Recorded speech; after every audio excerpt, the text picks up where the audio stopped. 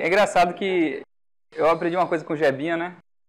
Alguém sabia que o apelido dele é Jebinha aqui? Eu não sabia, não. Não, né? Pois é. Eu conheço ele por Jebinha. E aí quando eu conheci ele, quando foi lá em Feira de Santana, foi? Foi lá em Feira... O primeiro contato foi aqui no GDG que teve no Cimatério. Na Unijorge? Disse que ia ter o GSD e eu... Ah, foi na Unijorge ali, foi. Você passou até teu Twitter lá aquela vez.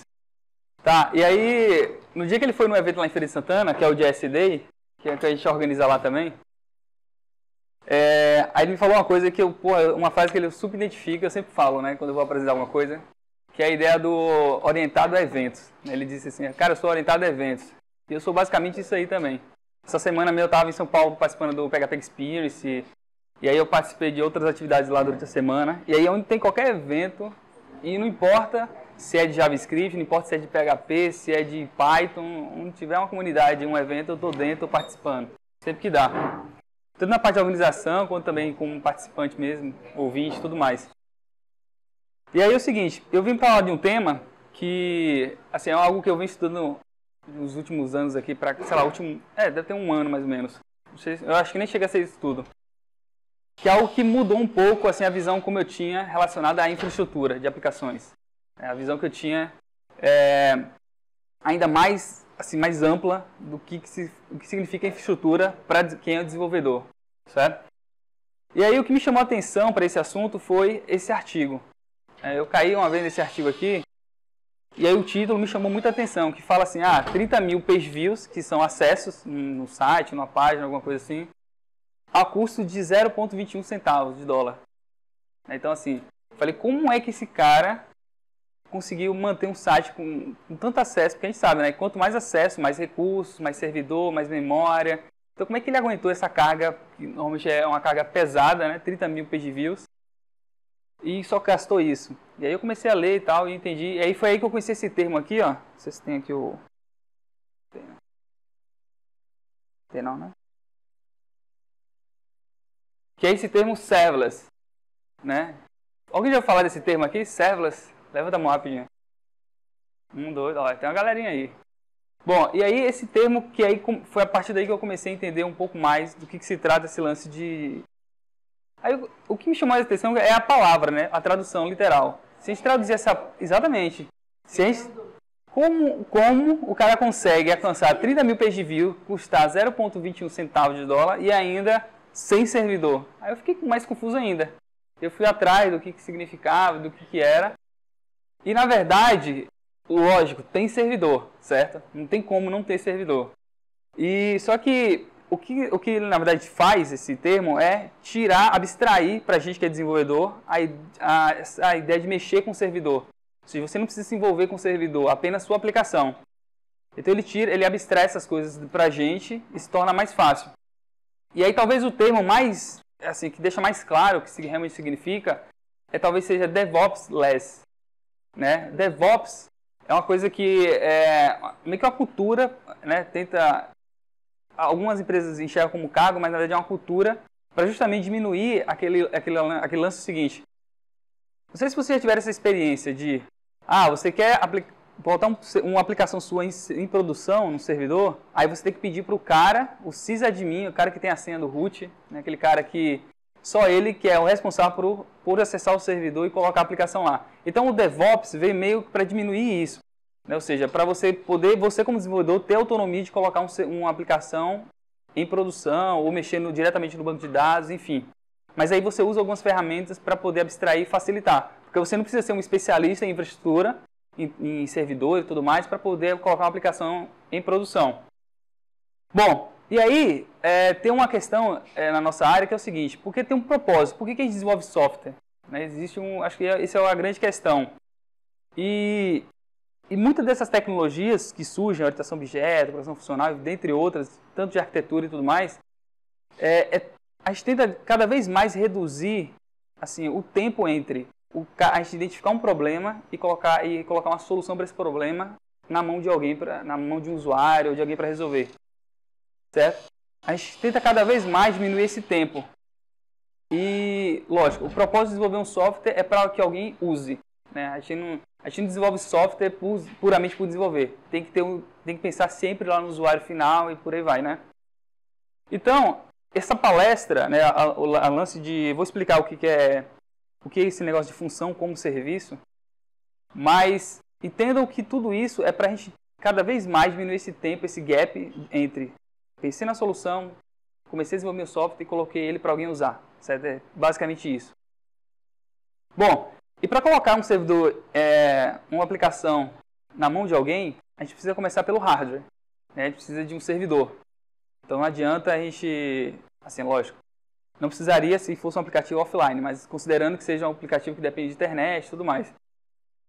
Então, antigamente, lembra dos MyFrames? Ainda existe, né, em muitos lugares. Ou seja, a gente sabe que hardware ocupa espaço, é caro, né? Você manter um aluguel, ar-condicionado, infraestrutura e tudo mais, mão de obra especializada, é caríssimo.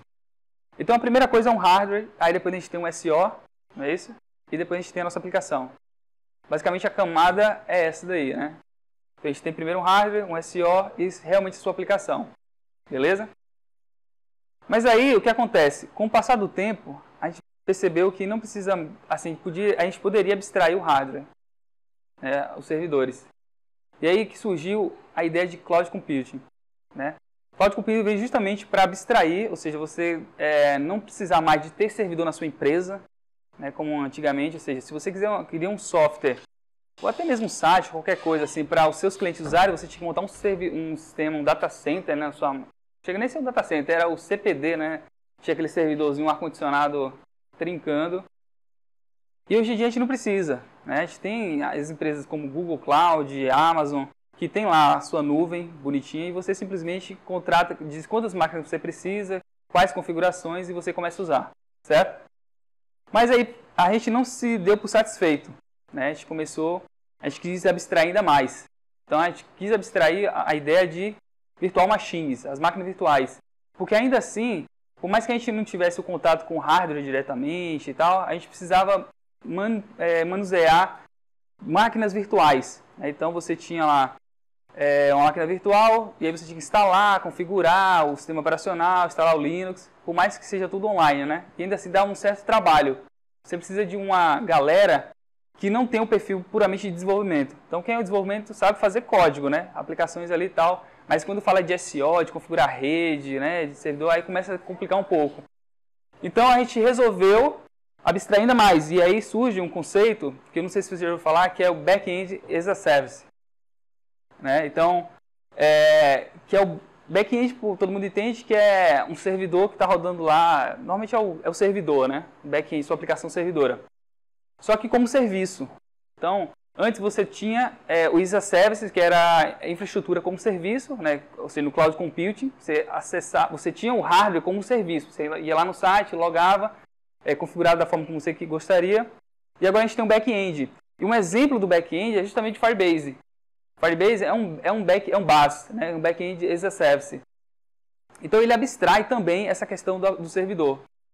Lá no caso do Firebase, por exemplo, você tem lá SOs, você tem toda a infraestrutura, só que você não se envolve com isso. Você simplesmente configura uma conta e você já tem lá toda uma infraestrutura para você poder usar, tipo banco de dados, autenticação, uma série de coisas, certo? Ou seja, justamente para que nós, desenvolvedores, não precisamos perder tempo com coisas que talvez não importam. Porque no final das contas o que importa é o resultado, certo? E não a atividade, as coisas que você tem para fazer.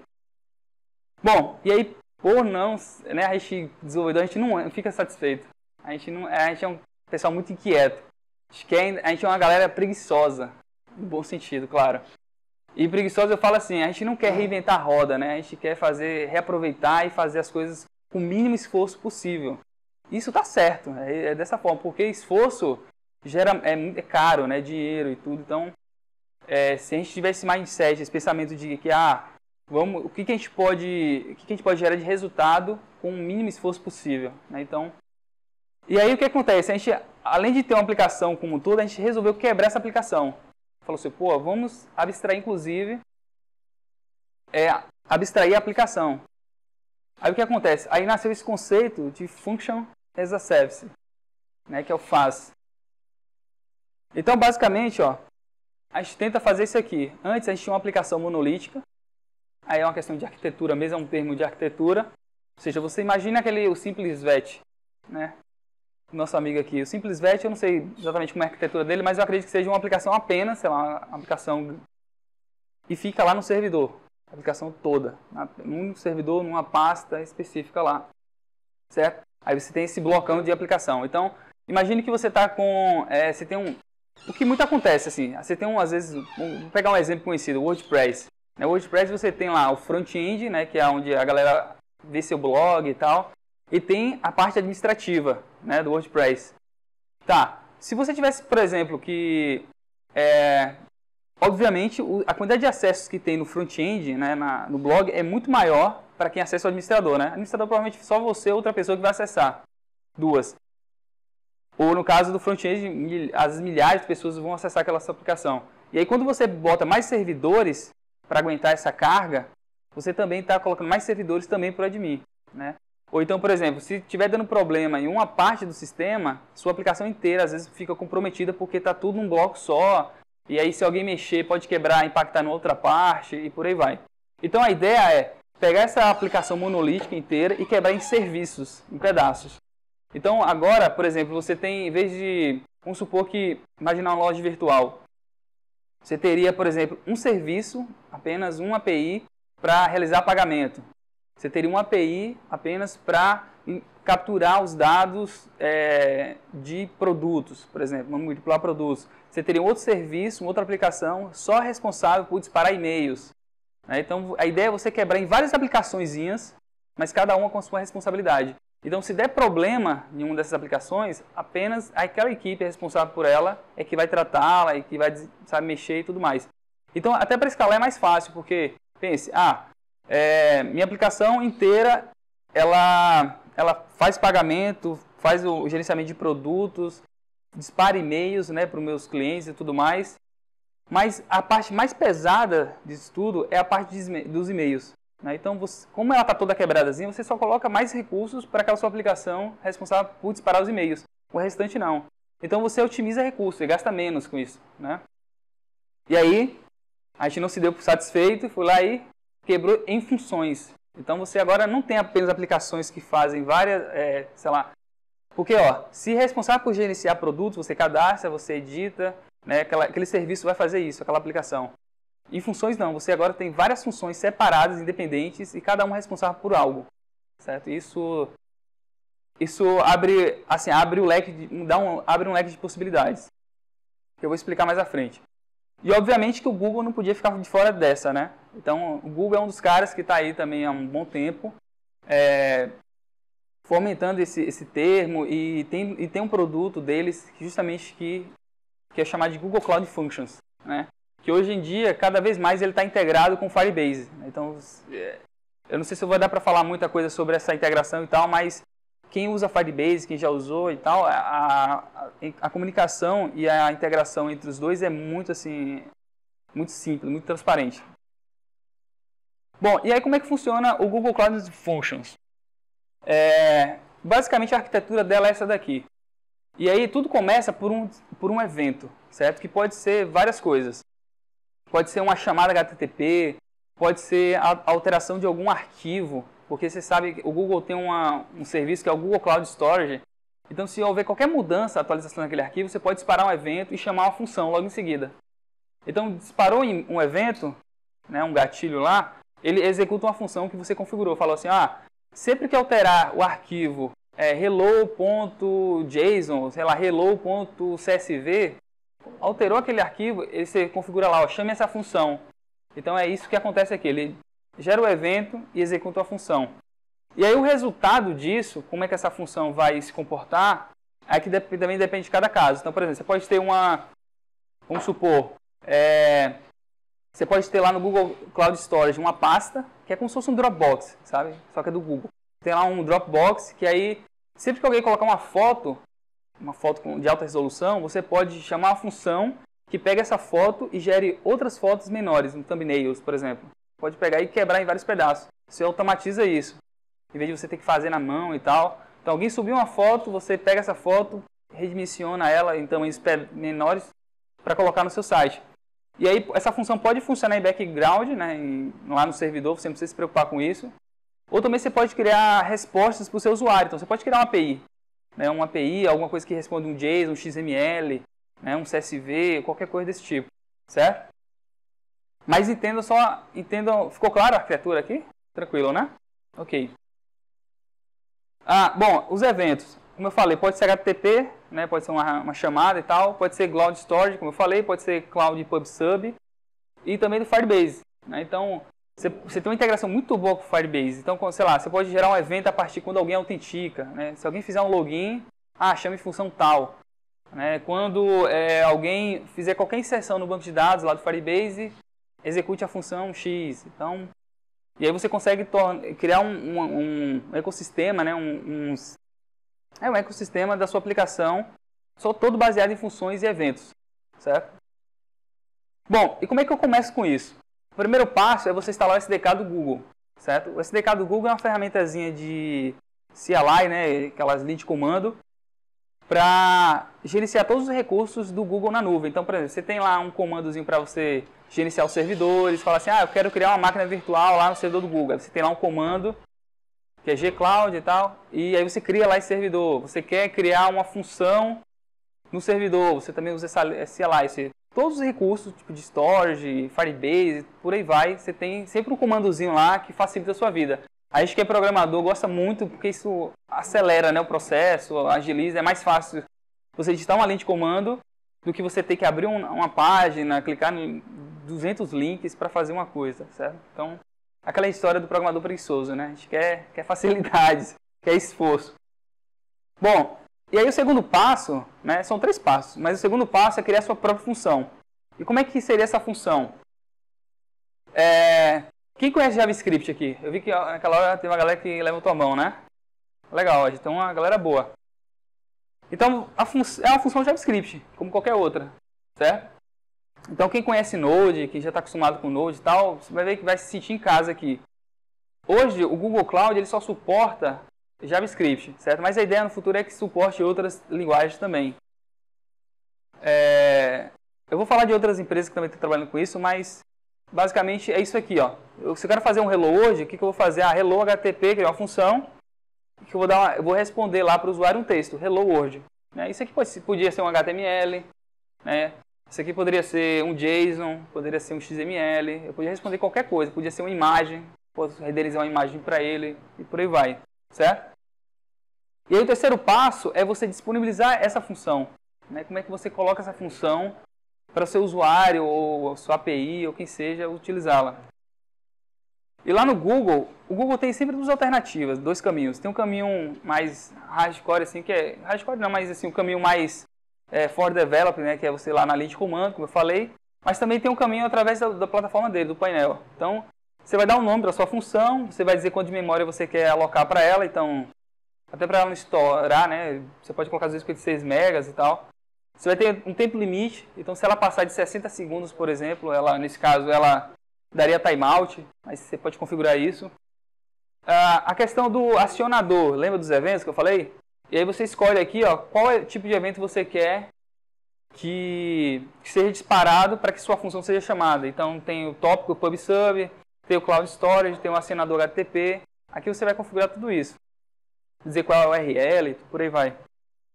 E aqui, como você quer subir o seu código? Você pode subir um arquivo zip, se você quiser, empacotar lá suas funções e subir o zip. Você pode ter, até no storage lá mesmo, que é o Dropbox deles. Você pode dizer qual é o caminho e tal. Ou seja, um processo bem simples, né? E aqui embaixo, ó, no caso aqui eu botei editor inline, porque não dá para aparecer, mas editor inline é você digitar a função aqui diretamente. Sem precisar subir um arquivo, você digita ela aqui mesmo. Ou seja, você vai copiar isso aqui, ó, copiar e colar aqui nesse editorzinho. E ele sobe, beleza? Tranquilo, né? É aí que tá. Você tá no Google, cara, é a grande vantagem, entendeu? Porque o Google tem diversos serviços, diversas APIs. E aí quando você usa uma ferramenta deles, você acaba levando junto consigo um ecossistema absurdo, sabe? Então, quando você cria uma função, você pode, por exemplo, como eu já falei do storage, né? Você pode interagir com o storage. Mas você pode trabalhar com a API deles de Machine Learning, de aprendizagem de máquina, ou seja, inteligência artificial, de colocar lá para classificar a imagem automatizada. Por exemplo, você mandar uma imagem para ele e dizer o que aquela imagem é. Se é um elefante, se tem um gato, se tem alguma coisa. Ou seja, já tem tudo pronto.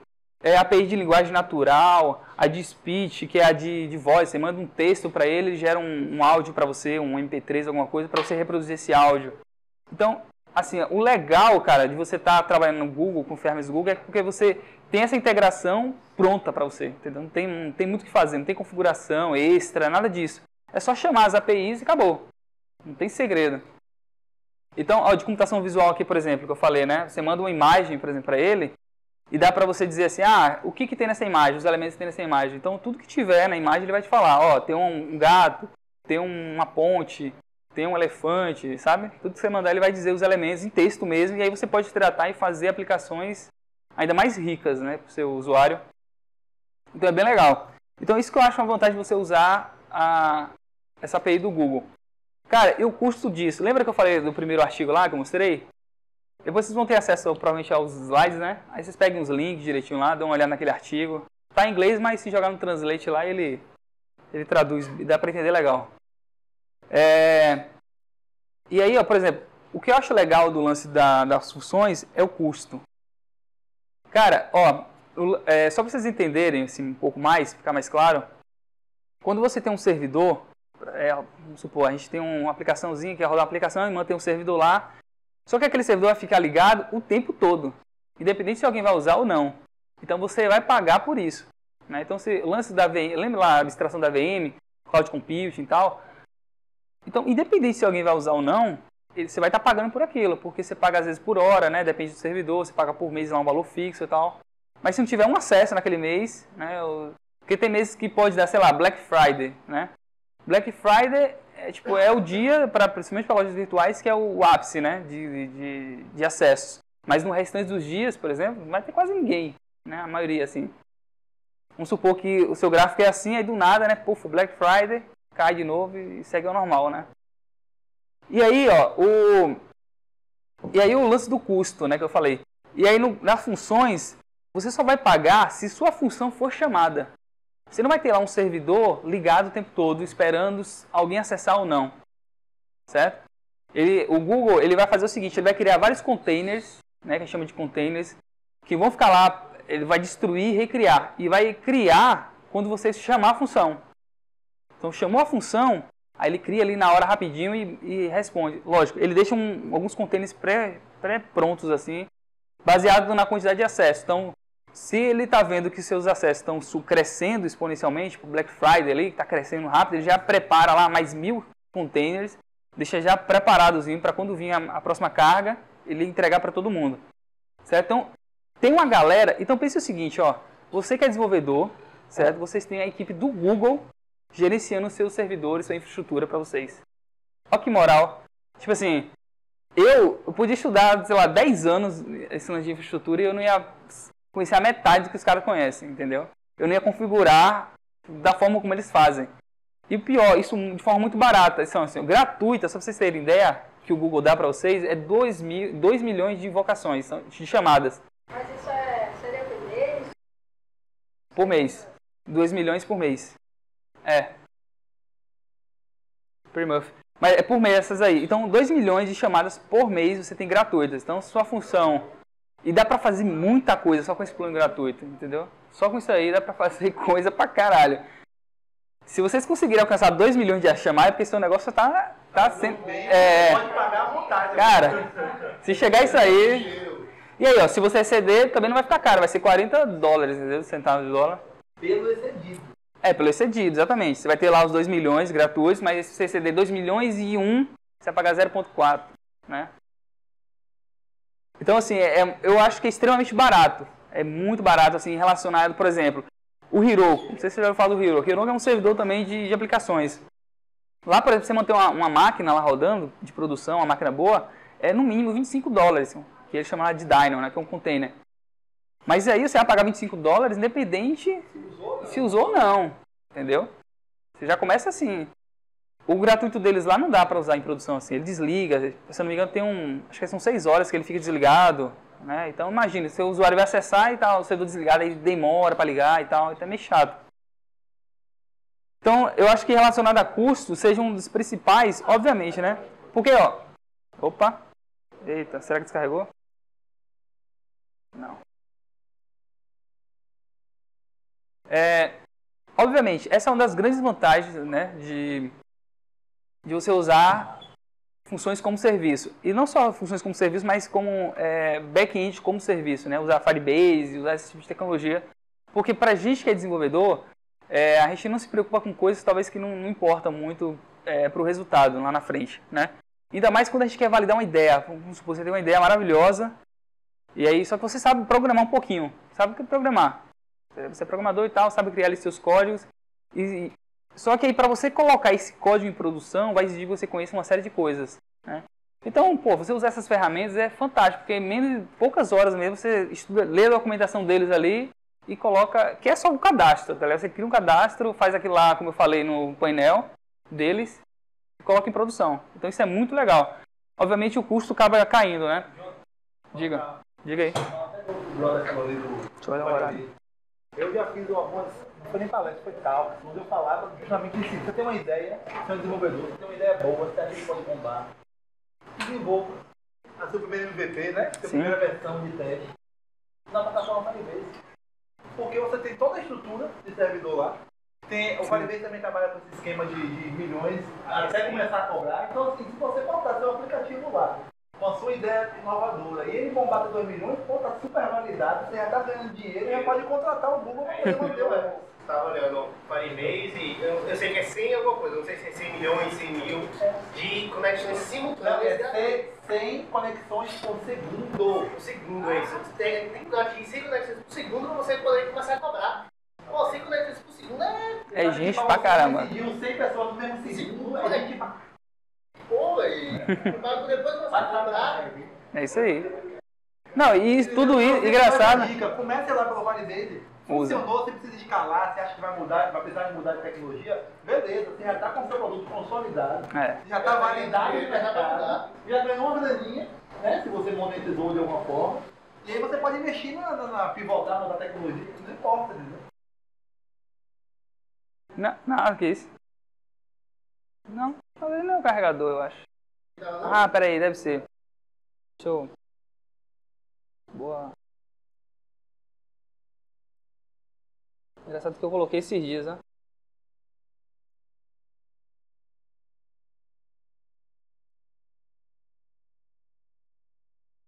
Pronto. Não, e boa colocação, porque assim, ó, lá eu tenho uma empresa de aplicativos lá em Feira de Santana, um aplicativo para celular. E aí, existe uma coisa que a gente tenta, assim, uma coisa que eu aprendi, né, ao longo dos anos, né, com esse lance de desenvolvimento, que é você saber lidar com o ego, né? Assim, o ego do desenvolvedor. Porque quando a gente trabalha com startup, sabe validar uma ideia, colocar para ver se o negócio funciona ou não, a gente não pode gastar muito tempo para fazer isso. A gente tem que colocar isso rápido. Tipo, pensou na ideia aqui agora, pô, o que a gente precisa para fazer? Faz e tenta lançar, se possível, até na semana que vem, entendeu? Então, assim, e se a gente for ter que fazer tudo isso, tipo, vou fazer o servidor, aí baixa lá o Laravel, o que seja API, desenvolve a API. Ah, precisa montar um servidor, aí vai lá alguém para configurar o servidor. Se tiver que fazer tudo isso, cara, você vai perder no mínimo aí umas 2 semanas, 3 semanas para fazer esse tipo de coisa. E ainda, outra coisa, você vai precisar de uma equipe às vezes maior, assim, uma galera com uma expertise, né, diferenciada e tal, e que é difícil de achar. Então lá no trabalho, lá na empresa, eu tento lidar muito com isso, com a galera que está começando, tipo... vou fazer um aplicativo, o cara pensa lá, pô, vou precisar de um servidor e tal, de back-end. Aí o cara, a primeira coisa que vem na cabeça dele é fazer alguma coisa em PHP, um API lá, REST. Eu falei, pô, cara, vamos usar o Firebase. Porque a gente não se preocupa com isso, entendeu? A gente já tem um negócio pronto, só chegar lá e usar. E lá na frente, se você vê que o negócio está dando certo, está dando dinheiro, aí você amplia a equipe, chama uma galera bacana e desenvolve, por que não? Muitas vezes startups começaram dessa forma. Eu estava tentando lembrar, aqui, pronto, tem uma, o WhatsApp. O WhatsApp começou assim. Eles usavam o cloud lá da Azure, que é da Microsoft. Perdão, da IBM, desculpa. Que foi o cara, inclusive, da IBM que me falou. Ele falou assim, cara, o WhatsApp, no início, usava a nossa infraestrutura lá, da IBM. que é o cloud dos caras. Então, assim, eles não se preocupavam com nada. Por muito tempo foi assim, e aí quando eles viram que o negócio estava muito grande, que aí realmente ele precisa diminuir custo, né? Aí ele começa a se preocupar e contratar gente especializada. Então ele contrata um cara muito bom em infraestrutura. Porque se você contratar aquele cara mais ou menos, eu acho que você vai gastar muito mais, sabe, de recursos, a performance não vai estar tão boa assim e tudo mais, do que se você usar um sistema de terceiro, como o caso dos clouds, né? Então, se tiver que usar, porque a gente quer programar, a gente quer mexer, né? Quer botar a mão na massa, quer fazer tudo e tudo mais. Só que lembre-se sempre, velho, cara, a galera esquece disso. A gente desenvolve um software para alguém usar. Seu usuário não está preocupado se você, tipo, teve que passar noites e noites ali configurando um servidor, sabe? Ele tá preocupado no que você está entregando para ele, entendeu? Então, então, o máximo de tempo que você puder focar naquilo, entendeu? Vai ser valiosíssimo, entendeu? Vai dar muito... Seu produto vai dar resultado e você provavelmente vai crescer, vai ter aceitação e tudo mais. Eu acho que isso que vale a pena. É nunca esquecer desse propósito. Bom, como eu falei, não só a Google está envolvida com o cloud, mas diversas empresas, certo? A Amazon tem um produto que é muito conhecido, mais conhecido inclusive do que do Google, que é o AWS Lambda, né? É muito mais assim, não sei estável, porque eu também nunca testei tanto o cloud. Eu testava mais o AWS Lambda. Estou começando a envolver mais com o Functions agora. Que está em beta, mas é beta do Google, né? Beta do Google tipo, beta do Google, tipo, não é bem beta, né? Dá para usar tranquilo lá. Dura anos do beta e você está lá em produção. Exatamente. Está funcionando, está muito bem entrega. Se der erro, é beta. Mas está funcionando. Mas, tipo, os caras para colocar um produto em beta, como esses aí, eles estão usando internamente lá há anos. Eles são assim, a maioria dos produtos que hoje tem que o Google bota para todo mundo usar, são coisas que eles usam internamente lá, então tá bem testado. Eles usam internamente algum produto, sabe? Antes de colocar para produção, para colocar beta nosso, né, vamos dizer assim. Mas a Azure também tem. A Azure, inclusive, a AWS Lambda e Cloud suportam JavaScript apenas. Mas o Azure lá suporta até PHP, se você quiser. Suporta o PHP mesmo nativo. Então dá para fazer coisa. Eu não lembro as outras linguagens, mas é PHP, Node, não sei se Go, Lang também acho que suporta. Mas tem outra, mais de uma. Não, C# tem que ter, né? Se não me engano, tem um Wix. Segura assim a linguagem que você quer, o servidor, o banco de dados. Sim. Lá dentro ele já começa a executar, tem algumas coisinhas que você faz em Node, com API. Um lugar de coisinha legal.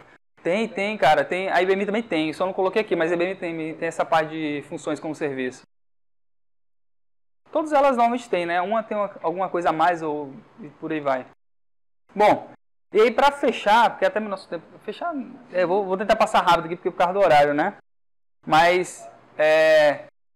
Isso aqui era um complemento. Se tivesse mais tempo, eu ia apresentar. Inclusive aqui, ó, o IBM OpenWhisk, ele tá em uma das plataformas. Tem esse framework aqui, porque assim, cria-se os problemas, né? Só que o desenvolvedor é um bicho miserável, assim, né? É um ser a ser estudado. Porque o que acontece? A gente tem vários vendors, né? Vários fornecedores, empresas que fornecem esse tipo de arquitetura, de sistema e tudo mais. Só que qual é a dificuldade? Só que cada um deles tem uma maneira de você não só escrever código, mas de configurar, perfeito, de configurar, de disponibilizar uma ferramenta, de disponibilizar, né, colocar lá em produção a sua função e também de testar localmente, né? E aí a gente que é desenvolvedor, a gente quer limitar, para cada um a gente não quer ficar configurando, não quer mexer muito nisso. O que acontece? Os caras fizeram um framework, né, que é gratuito, é de código aberto e tal, para justamente deixar transparente esse lance de configuração. Então você vai escrever apenas um código e só vai mudar uma chave, sei lá, 3 linhas assim no máximo, para trocar, por exemplo, de AWS para Google Cloud. Certo? Mas o restante todo é a mesma coisa, é igual, não precisa mudar mais nada. Obviamente, se você estiver usando, seu código estiver usando algum recurso do Google, né, aí deve mudar alguma coisa ou outra, assim. Mas, normalmente, para disponibilizar, fazer deploy, para testar localmente e criar também os ambientes e tal, é o mesmo processo. E aí, como funciona? Vamos passar aqui. E aí, quem está usando essa parada? Coca-Cola. Tipo assim, a gente não vê Coca-Cola muito assim, lance de tecnologia, mas Coca-Cola tem uma... cara, Coca-Cola. Tipo, Coca-Cola tem umas das... assim, é um dos cases, assim... A parte de infraestrutura da Coca-Cola, de tecnologia, é muito forte, assim. Tem várias coisas na internet que dá pra vocês... Assim, não tá muito na mídia, né? A gente não vê falar e tal, mas é muito... É mais fechada, mas é muita referência. E os caras usam lá. Aí a demonstração. Pô, esse demônio ficou feio, viu? Ficou um demônio mesmo. Ó. Bom, aí o que acontece? Só para fechar rapidinho. Adquiri a função lá, que é um Hello World, tá vendo? JavaScript, quem já sabe Node, isso aqui é feijão com arroz. E aqui um arquivo de configuração. Então você precisa de um arquivo que é um handler.js, que é para armazenar suas funções. E você precisa de um arquivo de configuração. E aqui você diz onde você quer que ele rode, ó. Ali eu estou dizendo que eu quero que rode na AWS, que é a da Amazon. A versão do runtime lá do Node. E aí, como é que eu quero chamar, quais são os eventos que vai chamar essa função? Eu digo aqui, ó, events http get hello. Então se alguém chamar lá, botar /hello no endereço, ele vai chamar essa função aqui, ó. Certo? Que é basicamente um Hello World, lá um JSON. Bom, e aí como é que eu faço deploy com serverless? Eu executo isso aqui, ó, serverless deploy. O que ele vai fazer? Criar toda a stack lá, se não tiver sido criado ainda, isso aqui é só a primeira vez. Mas ele vai criar lá, vai criar no S3, que é onde ele vai armazenar esses dados, vai atualizar tudo e vai colocar disponível a sua aplicação. E a gente dá um endereço aqui, ó. Você consegue chamar ela através desse endereço, /dev/hello. Já está no ar. Digitou só isso aqui, fez aqueles dois arquivos, digitou, já está rodando sua aplicação. E aguenta 1 milhão de requisições se você quiser. Você mandar 1 milhão de requisições agora para ele aqui, ele vai te entregar todas. Ele não vai travar, não vai fazer nada. E aí como é que eu faço se eu quiser adicionar mais uma? Aí a resposta vai ser essa aqui, ó. Vou colocar lá na URL.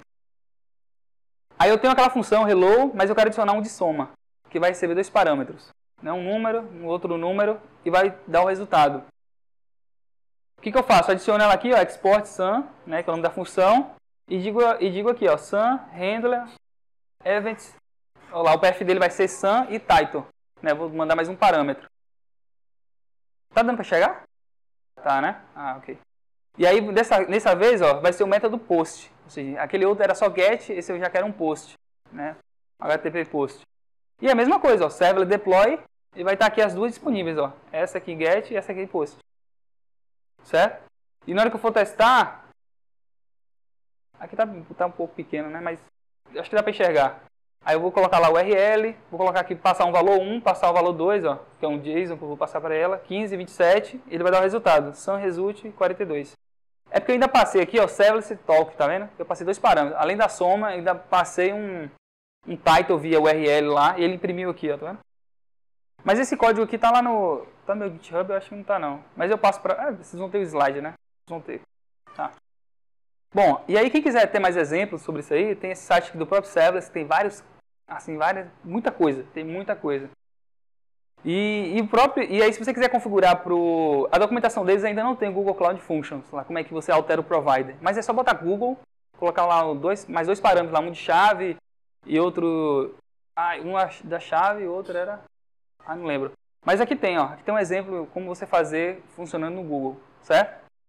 Que só vai mudar no serverless.yml, aquele arquivo de configuração. Bom, possibilidades, para fechar.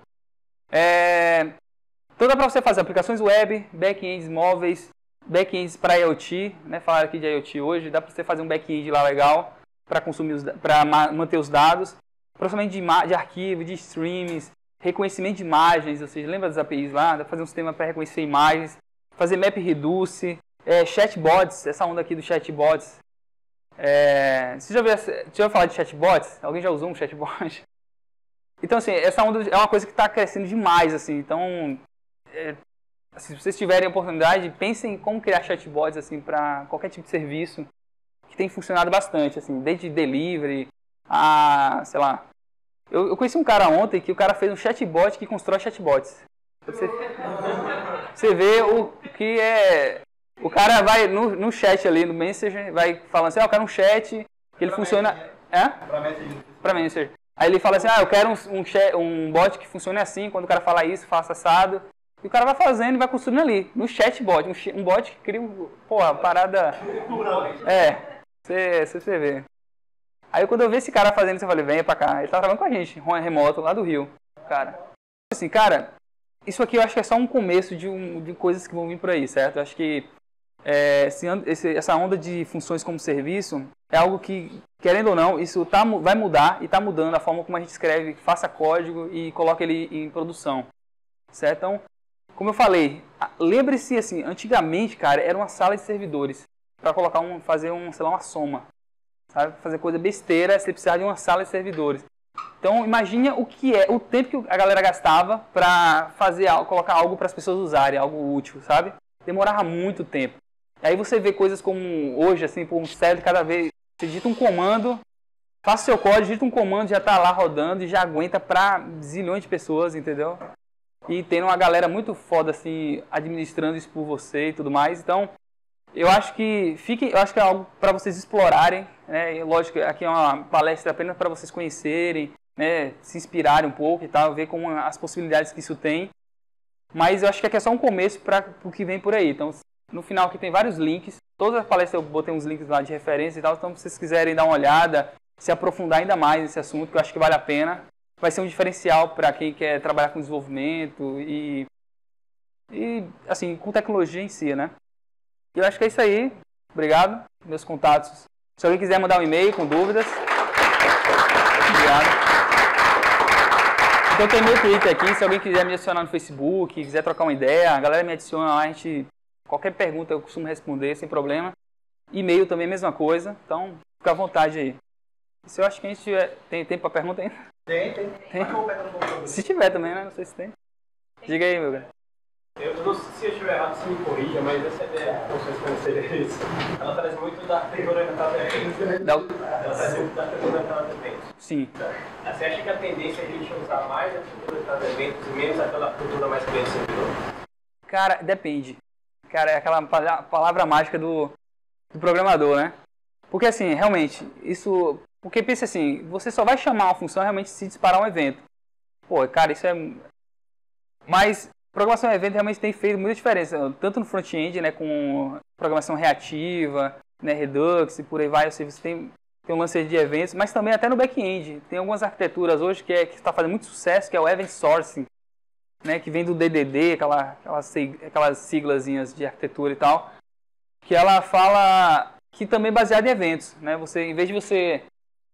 Então, assim, realmente eu vejo por exemplo, o Laravel está trazendo um lance de eventos muito bacana, uma forma de gerenciar eventos de forma muito simples. Só que o lance do eventos é que talvez ele, a depender do cenário, ele cria problemas mais do que soluções. Tipo assim, porque é difícil gerenciar uma aplicação de eventos, sabe? Eu acho que para funcionar legal, você vai ter que mudar tanto a forma como você modela os dados. Aí eu acho que entra mais a parte do event sourcing e tal. Porque assim, eventos, imagine, você tem lá... vamos supor que deu um bug, está dando bug no seu sistema, mas aí você tem que caçar no seu código onde é que está emitindo esse evento, entendeu? Porque não é uma coisa tão transparente, tão simples assim. Então pode ter um emit lá, um negócio de disparar evento no meio de um código, e aí para você identificar onde é que está isso, que é complicado, entendeu? Aí para você gerenciar isso às vezes é meio chato. Mas eu acho que para esse lance de recursos aqui, por exemplo, você só execute se fizer isso, eu acho que funciona muito bem. Mas é isso, eu acho que depende. Eu acho que não é todo cenário que vai encaixar, não. Eu acho que depende muito do seu cenário. Tem mais alguma pergunta, alguma dúvida? Assim, foi meio corrida a palestra, assim, mas... Eu sei que tá todo mundo com fome, então é normal. Né? Tipo, eu também tô pra caramba. Mas... Nada, assim... Valeu, obrigado.